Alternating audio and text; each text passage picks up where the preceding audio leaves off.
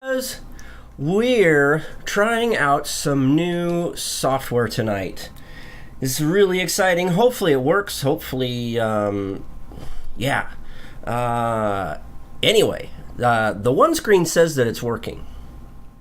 That one says it's working. Oh. This one says it's working. That's right there. Yay. Let's,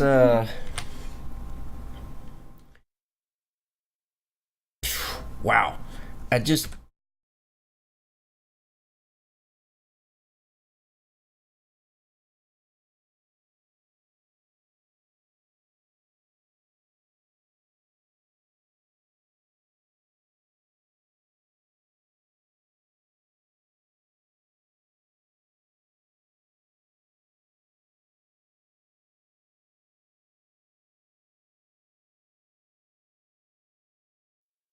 But apparently I clicked the... I can't hit enter.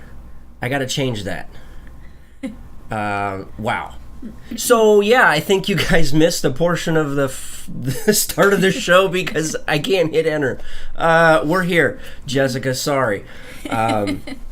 Wow. Okay. Let me see if I can figure out how to change that because I need to use the enter key. So as I'm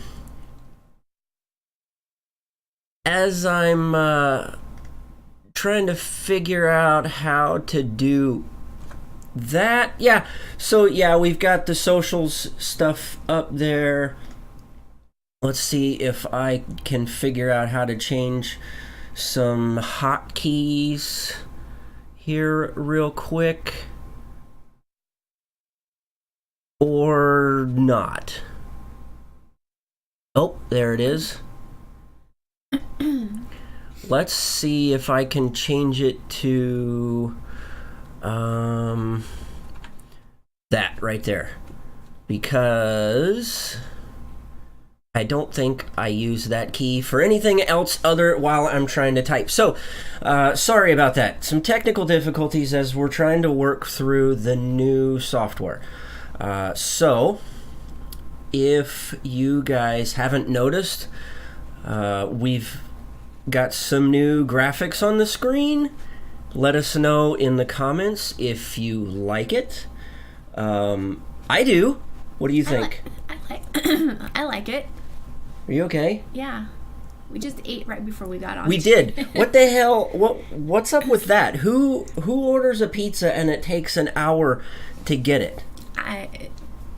Apparently it does. We ordered pizza an hour and a half ago, and It was about usually it only takes 30 minutes for pizza to get delivered, but for some stupid reason, it took an hour.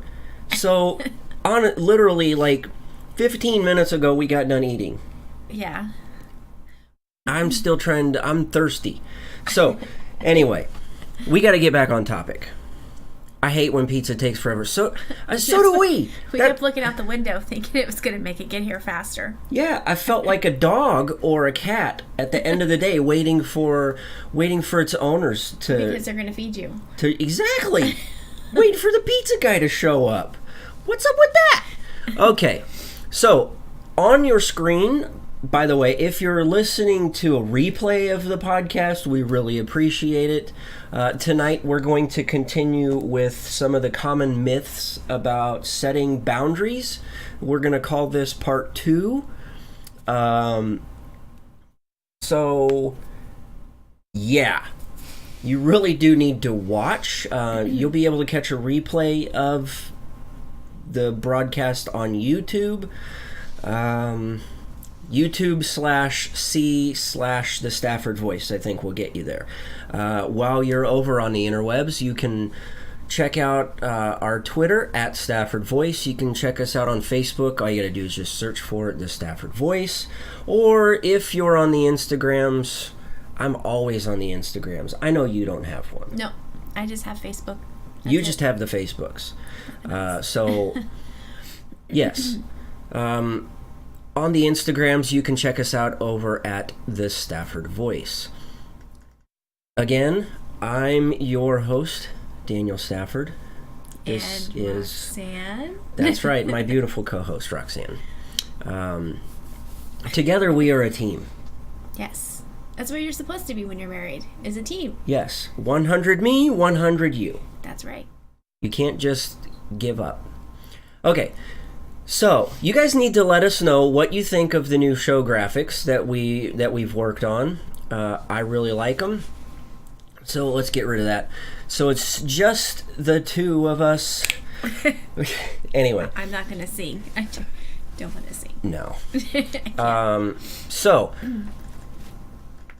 why don't you pick us up where we left off? Where did we leave off? Last time we talked about, what, myths 1 through 4? Yes. So we're on number 5 now. What is number 5? Number 5 is boundaries mean that I am angry. What?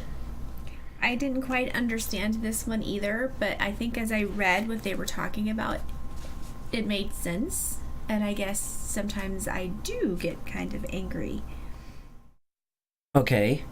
I think we have a note here on page 114. Oh yeah. You want to read that? What, this right here? Yeah. Okay, what I have. Okay, I didn't know. Yeah, read that, and then I think that'll kind of get us where we need to be. Okay, so what I have here is, here are some of the things our negative emotions tell us. Fear tells us to move away from danger, to be careful. Sadness tells us that we've lost something, a relationship, an opportunity, or an idea. Anger is also a signal. Like fear, anger signals danger. However, rather than urging us to withdraw, anger is a sign that we need to move forward to confront the threat. Jesus' rage at the defilement of the temple is an example of how this feeling functions. Okay. I kind of get it now. I guess my anger as we've gone through this, is thinking back to your childhood and how I've become who I am, I guess, and that makes me angry because you almost, I think I understand, but you almost feel like you're trying to blame it almost on something like that, and it really gets you angry. Yeah. You get really frustrated because you don't want to be that way.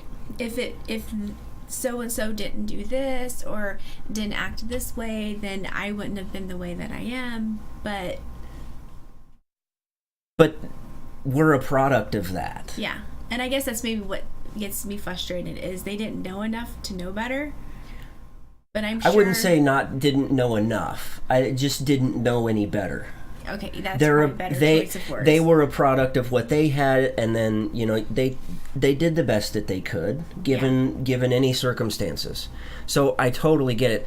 Look at that, we got more people in the chats. We got Aunt Liz is watching. And I was going to say Bamps, but that's how I just always call him. That's just what we call him. My dad, we refer to my dad as Bamps because our son, Daniel, he had problems. No, he didn't have problems. Didn't really have problems, but it's one of those things that stuck. As a super young toddler and you're learning how to speak, it just kind of came out as Bampaw. Instead of Grandpa, and it's stuck. So that's what we call him. And so now, even though he's my father-in-law, I still call him Bamps. Yeah, I mean, it's weird. Anyway. It just fits. It does. He's Bamps. I think I refer to him as Bamps a lot. I think you do sometimes too. I don't even... He's my dad, but he's still Bamps. I think you still call him Dad, but every now and then it will slip out. Just kind of like when I'm with your family, and they call you... And they call me DJ, just because it's my initials. And I don't call you DJ when it's just me and you, and when we're with the kids, but when I get around your aunt and your grandma, they start calling you DJ, and then I start doing it. So, by the way, I had a great time earlier. Yes, we did. I really enjoyed that. We got a text message from my aunt, and one of my cousins was up and in town, who happens to be watching right now. See, and DJ. She does. It's fine. It doesn't bother me. It's just the way it is. And everybody on both sides of the family always calls me DJ, and they will forever know me as DJ, and that's fine. It doesn't bother me. I embrace it. That's okay. I still love you. and I love you too. So, yeah, we got a text message from my aunt telling us that my cousin, her daughter, and grandma were all going to get together, and they were going to go over to a coffee house, and wanted to know if we wanted to go. So yeah, let's go hang out. So we did, and we had a blast. I got to other than the heat, but otherwise I had it was kind of hot outside. Yeah, it did get sitting hot. outside, and anyway. But now I'm in cool air conditioning. I'm all good. I'm glad my drink was cold. Mine was cold too. Yours was cold too. I don't understand the whole concept. Somebody needs to define the boundary. There's got to be a boundary of having a cold drink outside on a hot day versus a hot drink on a hot day outside. Well, Grandma had hot coffee, so I don't know. Anyway, so yeah, that was a lot of fun. Then I came home and finished laundry. And then we were working on these show graphics, so I'm glad they worked. And we got the old software that we were using to broadcast. It's up and running. They've had a huge amount of updates, and so I really, really like what they've done. They've got this. Do you see? They got this little multi-window thing here, so I can just double click. It makes the production side of things so much easier. So myth number 5. Yes, we're on myth number 5, and we're talking about. I'm trying to get back to the page. You're talking about boundaries making you angry. But it's okay. Because, and I really like here where they talk about negative emotions. And you read this earlier, but we always equate anger as a negative emotion. And I think for the most part, it really tends to feel that way. Well, I think you're taught that growing up. If you're angry, that means you're doing something bad, or you've done something bad and you shouldn't have that anger. I mean, that's how I remember it, kind of like crying. I mean, I grew up my whole entire life. If you wanted to cry, it was like, no, don't cry. Right, you had to put on the straight face, and it's almost like you were taught to grow up, and in large part, a lot of kids these days are taught that. Suck it up. Don't show any emotion. You can't be happy. You can't be sad. You can't feel that. Just let's move on with life. I think the main thing that I had to deal with was just the crying. I wasn't allowed to. I feel like I wasn't allowed to cry. So our cousin popped in and said that it was a lot of fun. It was a lot of fun today. Sorry, that's the hard part about doing all of the production is you get sidetracked, because when something goes ding or whatever, you instantly get drawn to it. Yeah. But I don't know. I think what I try and do is I tell people it's okay to cry. And it is. You do feel better sometimes. And then I think I read somewhere, you cry, then you put your big girl panties on, and you move on. You solve the problem. You don't just sit there and dwell in it and keep. So. Well, because dwelling on it only makes things worse. You're not resolving anything. You're not resolving anything, and it only compounds the problem. It amplifies it in your head, and then you get so focused on, oh, I'm so upset, I'm so angry, and then it goes from there that anger at something so small and insignificant turns into animosity towards maybe an individual. And then, years go by and you realize we've wasted a lot of time. Yeah. And it's not necessarily your fault, it's more my fault. Yeah. I mean, yeah, everybody's at fault in any type of situation, but most of the time I find that it's me as the culprit. Yeah. Whenever I have a problem with somebody, it's because of my lack of understanding. Well, and hopefully the person will be understanding as you explain that too, and then you can A lot of it, I will say, recently I've gotten a lot better at just saying screw it and just unloading my emotions, just letting it come out. I say what I feel. And most of the time I think they take it better than if you would just wait for whatever amount of time, and it just causes such a rift. And the more honest that you are with people and your dealings, it makes things so much easier because they tend to respect you more. I feel like I read that somewhere, but I don't know if it was in here or the other book that I was finishing. Probably the other book you were reading. No, I think no.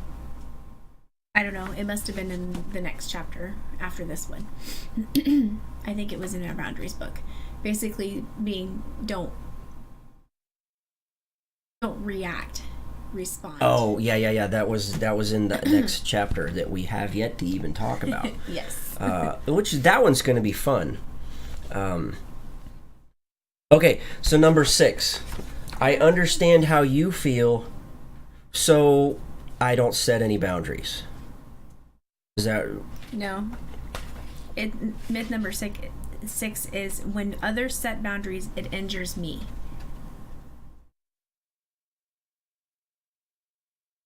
I must have kind of... Just wrote down whatever? No, I had to have...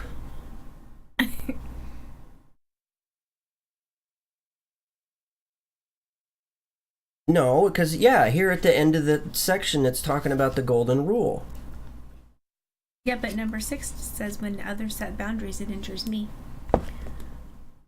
When others set boundaries, it injures me. So, that is exactly what I said. I understand how you feel. But are people going to understand that you know how you feel? No, and this is about setting the boundary. Other people set boundaries, so and that hurts me, because if that's what it says right there. But what I'm trying to get out of my head is, and I apologize, I'm thinking out loud here. Accepting other people's boundaries is hard. Yes. Well, they said right here. I get how difficult it can be to set a boundary, and I know what you're going through when it comes to setting a boundary. So I'm just not going to set the boundary. Or I'm not going to even accept it. I'm not going to accept your boundary because I know how hard it is, and I know how hard it was for you to set it. But you can't do that. You can't. you have to accept it. Yeah, you want them to accept yours, so you have to accept theirs. Yes, because that's the golden rule. Treat others how you want to be treated. You know, if you want somebody else to respect your boundary, you have to be willing to accept their boundaries that they place on you. What do our comments say? What's insignificant to you isn't insignificant for the other person. 100% agree. Mm-hmm. I agree too. I 100% agree with that. As a matter of fact, love. I'm gonna say I love that one. That right there is right on par. Yeah. Well, and it's hard. I mean, at the beginning of that, it said having to accept the boundaries of others is certainly not pleasant. And no, it's not. Because, and to be honest, I think going along with what they're talking about here in the chat is, something may be huge to that person, and that's why they've set this boundary. Whether I think it's small or large has nothing to do with it. I have to accept the boundary no matter what. And because it has to go both ways. Yeah. Well, that's the key, though. It has to go both ways. It does. It is a responsibility. It's a responsibility to accept their boundary. You can't just brush it off to the side and say, "Oh, it doesn't matter. It's my grandmother." I have to I'm just going to not worry about the boundary. Yeah. You still have to. You know, if she says, no, I don't want to talk about that, okay, fine. You can't talk about it. I feel it's an important thing to talk about. She may not feel that way. But at some point, are you going to have to talk about it? It doesn't matter. It has to fall on their shoulders because they built the boundary. That's true. Whoever builds the boundary is the one that's responsible for taking it down. Or at least, you know, opening that gate that we talked about a week or two ago. Yeah. Opening that gate and allowing them to come in. You got anything else to add on that one? Mm-mm. We covered that one? Pretty much, because I agree with you. I mean, you have to, if you want people to accept your boundary, you have to accept theirs. It's okay. So, number 7. What's the next one? boundaries cause feelings of guilt. Yes.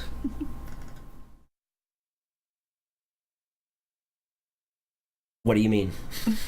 I'm going to let you take this one. I don't know. You're the one who wrote notes down. I Okay, didn't so write notes. here, the note that I wrote down is, I'll give you something, but I need something in return. Okay, that kind of refreshes my thoughts. So this was... This is one that I think many other people around you personally do.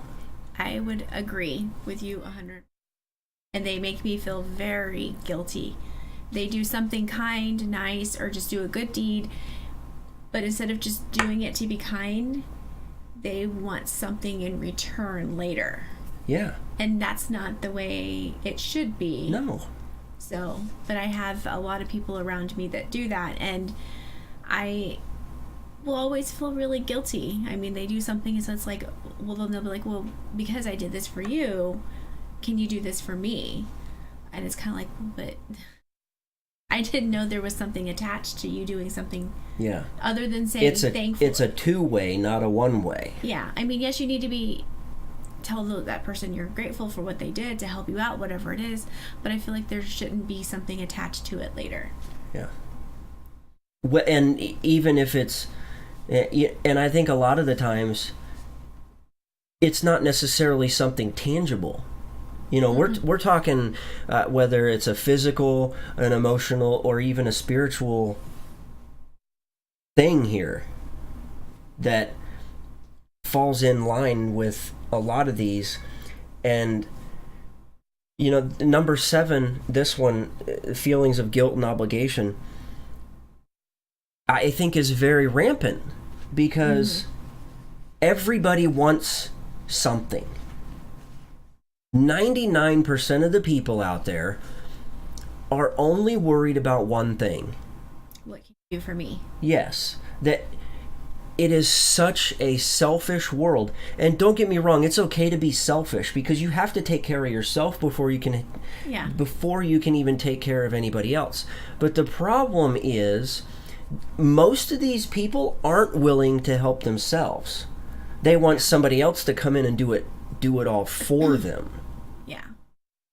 Well, and that's where the emotional guilt or that pressure of obligation. Oh, you remember 6 years ago when I did such and such for you? Yeah, I'm going to need you to repay back. I'm going to need you to pay that back. Yeah, well, it said right here, it says the idea is that because we have received something, we owe something. The problem is the non-existent debt. And then it talks about what the word gift really is. The word gift implies no strings attached. All we really need is gratitude. The giver has no expectations that the present will provide a return. It simply provided because someone loved someone and wanted to do something for him or her. So, and I feel like a lot of the people that think you know who I'm talking about. Yeah.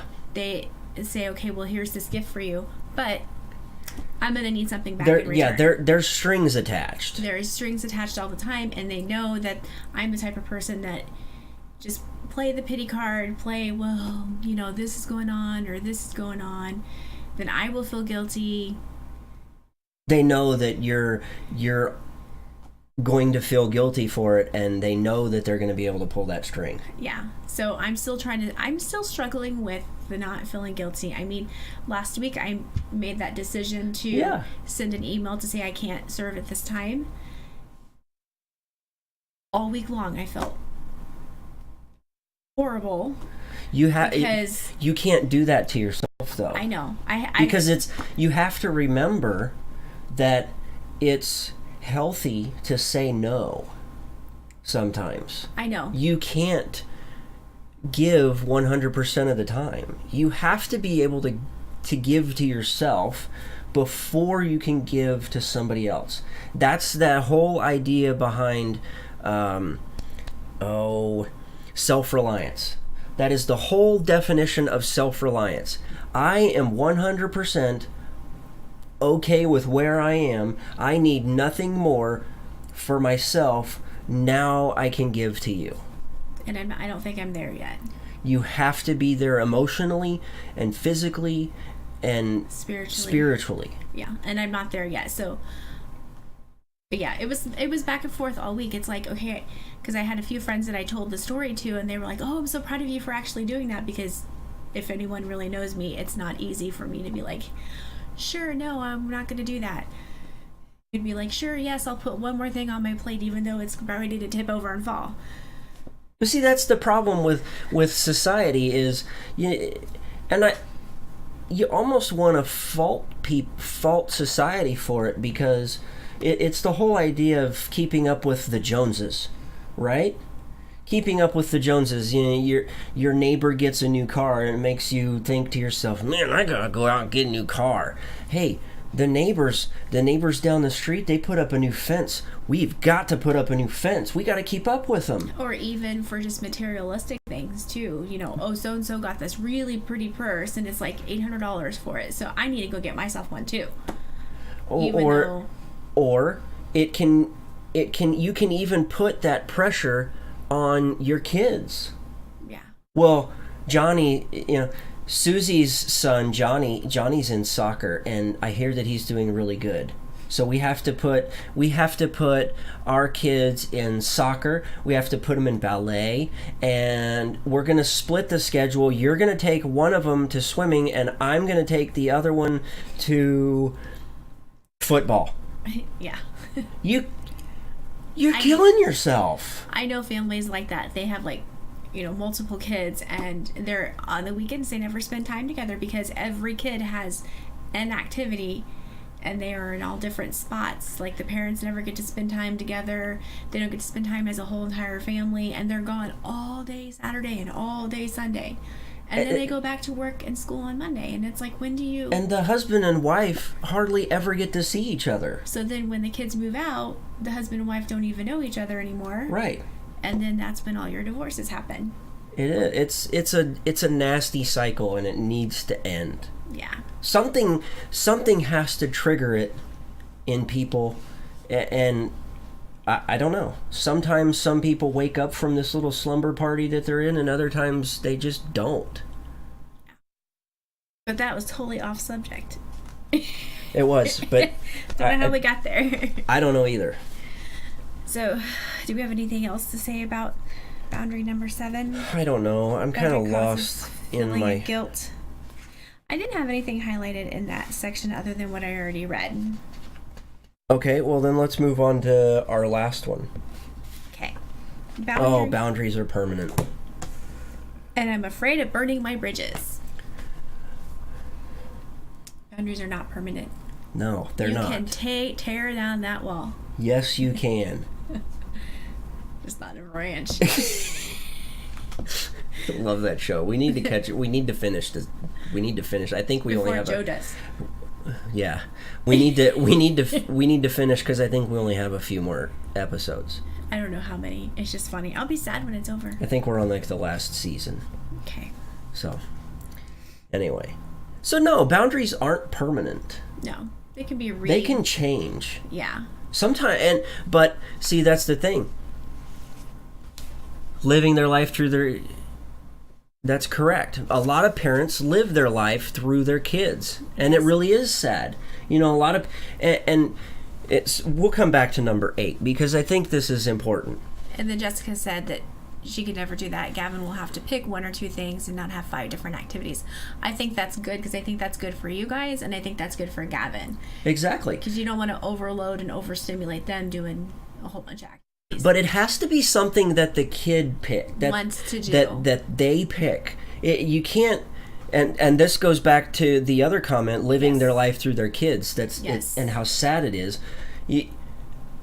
Some fathers think that they have to put their son in football because it's the tough thing to do and it's going to make their kid strong. Or even baseball. Or baseball. Mm-hmm. They're going to put them in baseball. They're going to put them in football. Or they're going to put them in soccer. And they're going to like it because, well, I'm paying all this money and I'm the one driving them all over the place. Or mom is.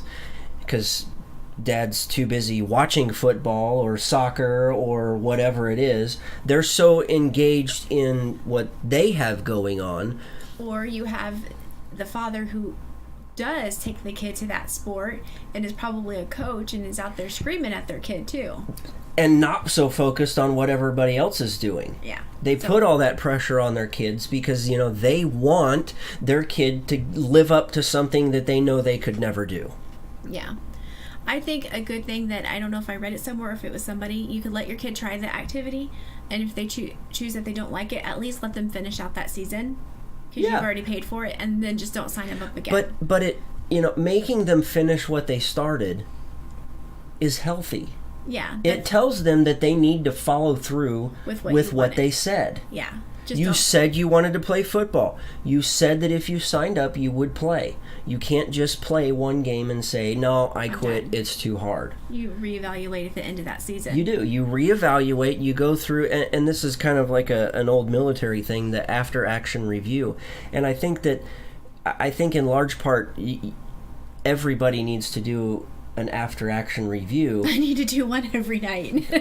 But that's okay. You really should. Actually, Ben Franklin used to. Ben Franklin used to, at the end of the day, he used to ask himself 2 questions. At the start of the day, he would ask, "What good am I going to do?"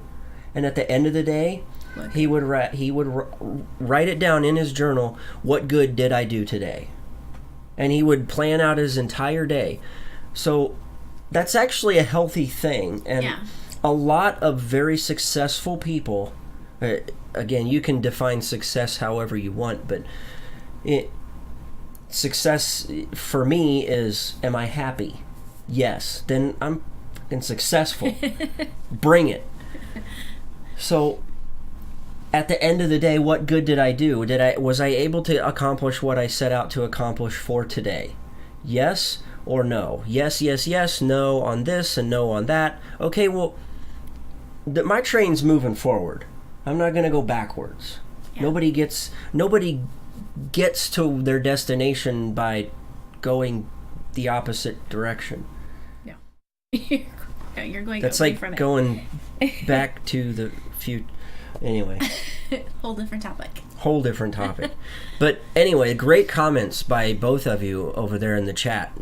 Living through their kids and then, having them pick their own activities. Well, they don't need to have, one kid doesn't need to have 5 activities. They need time to unwind. That kid or adult, that person is just going to burn themselves out. Yeah, and you don't want to do that to kids. No. So I agree with both those comments. I do. Those are great comments. Good job, people.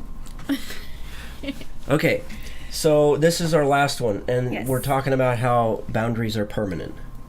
And you're afraid of burning bridges. If they're that bothered by the fact that you put up excuse me, again, we're blaming it on delivery. Late delivery. It wasn't DiGiorno. It wasn't DiGiorno. Hashtag not sponsored by DiGiorno. So it's totally forgot where I was. You were saying if people are bothered by your boundaries that you set up? Yeah, if they're that bothered.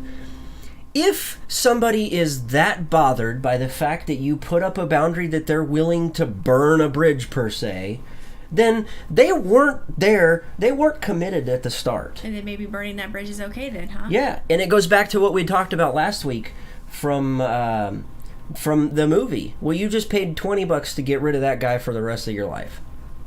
Man, if it only takes $20 to get somebody to go away for the rest of my life, I'm gonna start carrying 20s. Gonna start handing them out. I'm gonna start handing them out. Hey, by the way, I'm gonna be wanting that back soon. So don't feel Yeah, guilty. it's a two-way street right here, pal.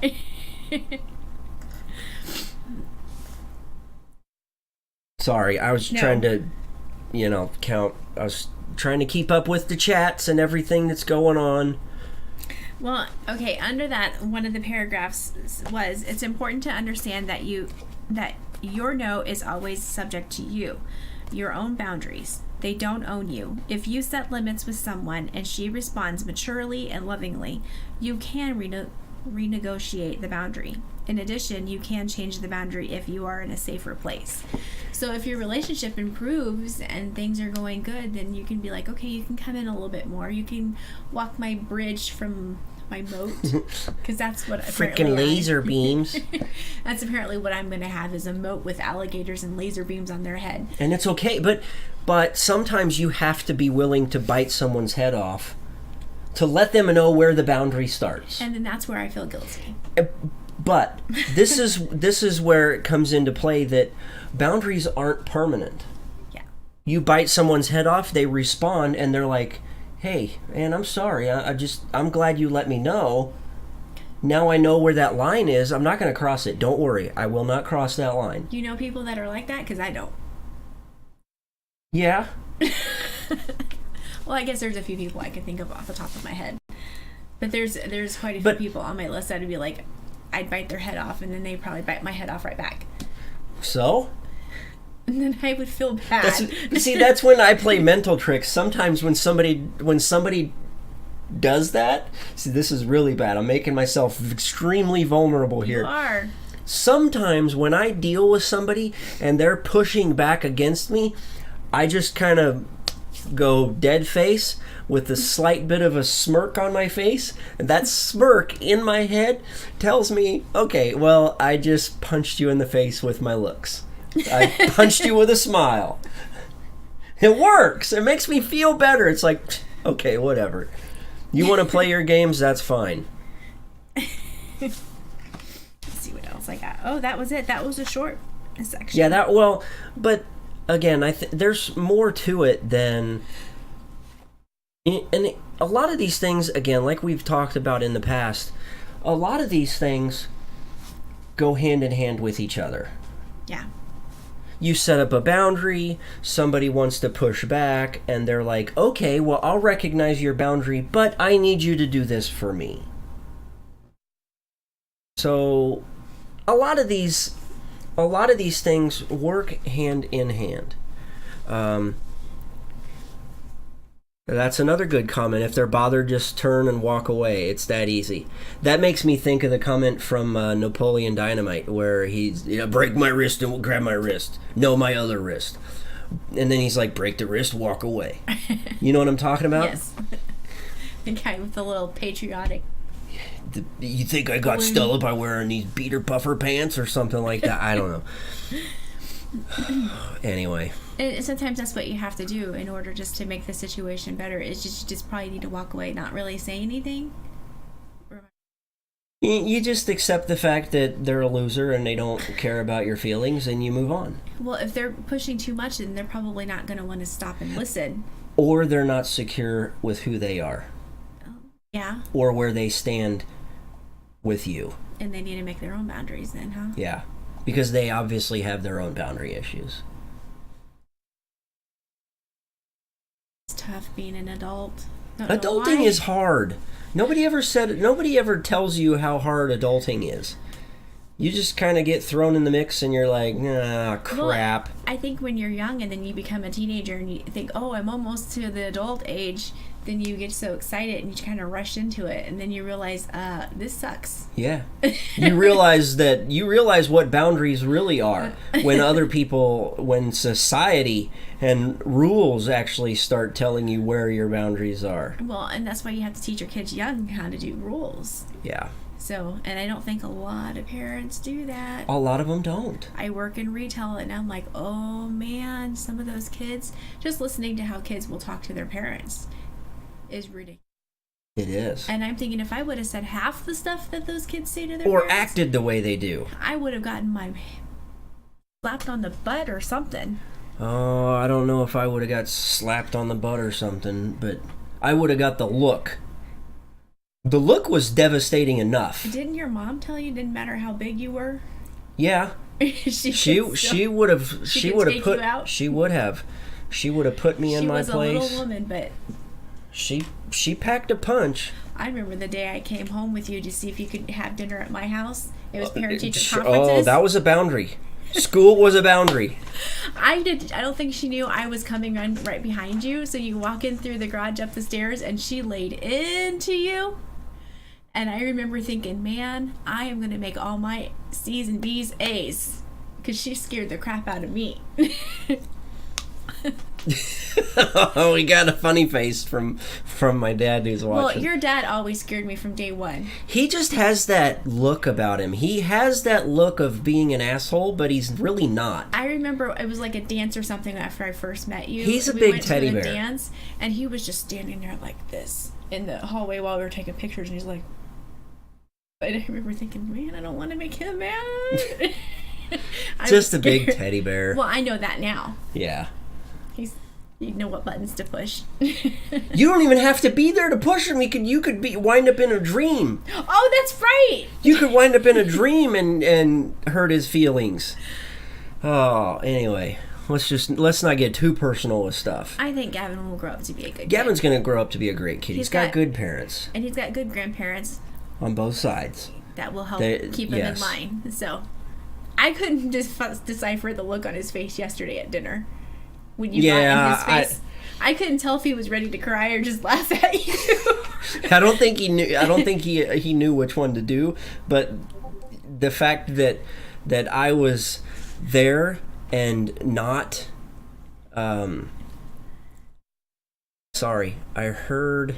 I did too. I heard something, but I don't know. Oh no, that was you. Yeah, that was me. I was like, look, someone else did. That was the. The blizzard. Well, that was the. What do you call it? That was the sound of a. Discord. Of a Discord thing. I don't know. Maybe it was something else. I heard it too, so you're not crazy. Okay. We can be crazy together. You gotta be crazy to put up with me. Okay, so real quick, let's run down. So part 1, if you want to go back and listen to the previous podcast, I think I at some point labeled it part 1. I think you. Part 1 covered. 1 was I'm being selfish. If you set boundaries. Common myth number 2, it's a sign of disobedience. 3 was I will be hurt by others if I set them. 4, I will hurt others. And then part 2, which is what we covered in this episode. 5, setting boundaries means that I'm angry. Number 6, I understand how you feel, so I just basically won't. You're going by what the book says. I'm trying to make it easy to where we all understand. I understood the book. Well, that's because you're smart. Number 7, okay. Feeling of setting boundaries. Others create a feeling of guilt and obligation. And number 8, that boundaries are permanent. So why should I even set them at all? But honestly, it's 100% healthy to set boundaries. Screw what anybody else thinks.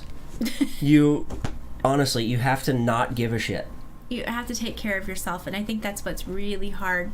I mean, just even yesterday when we went to Shields and encouraged me to buy shoes. I did. I encouraged you to buy a pair of shoes that was a little out of your comfort zone. Well, it was, but even though your feet said these are in my comfort zone. And I don't want to have huge problems later, so I'm getting old. You're not getting old. You're not even middle-aged. It's close. You're not close to middle-aged. Anyways. Remember, we're gonna die at 118. Okay. So then we can tell the world that we've been married for 100 years. Yes. So we're not there. We got a long time. Oh yeah, you got quite a ways to go to get to being middle-aged. Okay, well if you put it that way, then that makes me feel better. I feel like I'm in my 20s now. Look like you're in your 20s. Sure. But no, just even the fact that... It's the clay masks we did earlier this morning. I know. Whose husband does clay masks with them? It's fine. There's nothing wrong with doing a clay mask. I don't have a problem with it. You should. I don't have a problem with it, but I'm just sitting there thinking... Guys should be willing to cross that boundary of manhood and say, okay, well, I want to spend some time with my wife doing the things my wife does. But as we were sitting there at the bathroom sink and we're each putting our little masks on, I'm sitting here thinking, how many husbands sit at the bathroom sink with their wives and put a clay mask on too and do that? Sweaty Yeti does. I could see him doing that. But it's only like this much of it's only like his forehead, because it's like Sasquatch here. Oh, because he's got his beard. Yeah. Okay. Just pictured. He just puts a couple of like battle lines across his forehead, and he's like, there. But no, I'm just saying, I don't know if there's very many people that have marriages like I feel like you and I have, where I feel like we are a team. We do things together. It's not this person is better than the other person, so therefore they have to make all the decisions and they're always in control. The other person's not. I think, and I'm just kind of speaking from what I see from the few relationships that we see, that makes it healthy. Well, there's a difference between being a spouse and being a friend. I mean, I can be your friend, but I can be your husband. You can be my friend. So we're like best friend. We're besties. We're besties. My BFF. Wow, I don't. Okay, we're not going there anymore. Boundary drawn. I don't like your boundary. Don't care. Don't care if you don't like my boundary. I get what you're saying, but I just feel it's healthy to have to do those things. But I'm just saying, there are some people offhand that I can think of right now that are married and have relationships that they don't do stuff like that. No. They should. They don't want to spend time with their spouse. Like, so I know people that will keep working even though one spouse is already retired. The other one will keep working because they always say, oh, well, if I retire now, you're going to find me on the 9 o'clock news. Or they sleep in different beds. Who does that? I don't know. I need you in the bed next to me to feel comfortable. Linda, listen. Okay? Linda, listen. Linda. Listen. Okay? This is not the Brady Bunch. Okay? This isn't I Love Lucy. Oh, okay, I got you now. I was like, what are you talking about? That stuff ended back in the 30s, 40s, and 50s. I don't know. Some people say that sleeping in separate rooms make them... I don't know. I don't see that it would work. I don't understand how that's healthy. You're putting distance between you and your spouse, and there really should.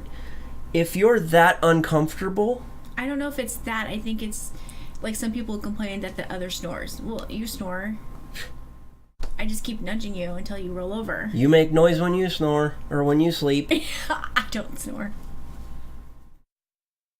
Okie dokie. Princesses don't snore. Yeah, your halo is being held up by devil horns. Why does everybody say that? Oh, that's because I've seen the bad side. I've seen the dark side. See? It's not even Halloween yet. It's almost Halloween. Almost Halloween. It's pumpkin spice season. No. Pumpkin spice toilet paper. That way your butthole still gets the pumpkin spice. The whole entire package. All right. Anyway. All right, guys. If you have been watching or you've enjoyed the show, please leave us a comment or make sure you like and subscribe to the show. We're going to go ahead and wrap it up. If you're listening to a podcast and you would like to leave us a review, please feel free, let us know. Be genuine. It's the only thing that we ask from you.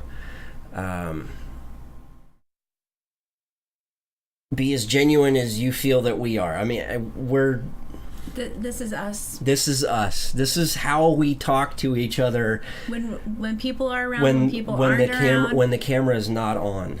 Yeah, this is just who we are. It's just who we are. I mean, it's sorry, but you should get a lot of pumpkin spice stuff and try it for a video. Ha-has.